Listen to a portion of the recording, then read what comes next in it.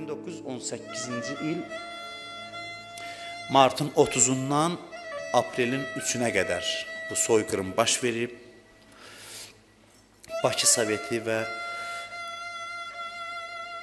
Daşnak sütundan olan ermənilər vasitəsilə Azərbaycanlılar qətlə yetirilib kütləvi şəkildə. Bakıda, Şamaxıda, Qubada, Xaçmazda, Naxçıvanda, Zəngəzurda, Lənkəranda, bir çox bölgələrdə bu qırğınlar törədilib. 11.000 adam, mən qeyd elədim, 11.000 adam təkcə Bakıda qətlə yetiriblər. Şamaxı haqqında mən oxuyurdum, 13 dənə məhəllə məscidini od vurub yandırıblar. Məşhur indi Cümə məscidi var, indi təmir olunub, çox qədim məsciddir axı.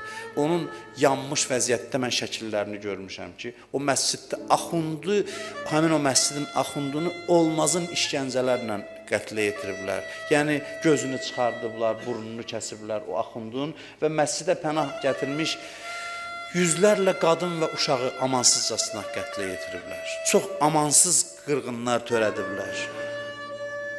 Qubada 4.000 adamı qətlə yetiriblər.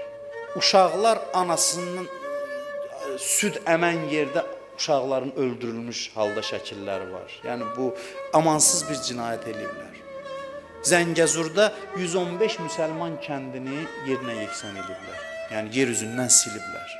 8.000-ə yaxın adamı qətlə yetiriblər. Və bütün bunları da bolşeviklərin və Britaniya diplomatlarının dəstəyi ilə ediblər. Yəni elə o zamanda, bu zamanda həmişə dəstəyi kənarda tapıblar və Azərbaycan xalqına qarşı bu soyqırımı həyata keçiriblər və bu soyqırım bugünə qədər də davam edir və bizim qan yaddaşımızdır. Gərək bu yaddaşımız həmişə təzələnsin, bunu yaddan çıxartmayaq. Tarixdən ibrət almayan xalqın heç bir gələcəyi yoxdur. Xüsusilə də aprel şəhidlərinin il dönümü ərəfəsində bu şeyləri xatırlamaq yaxşıdır.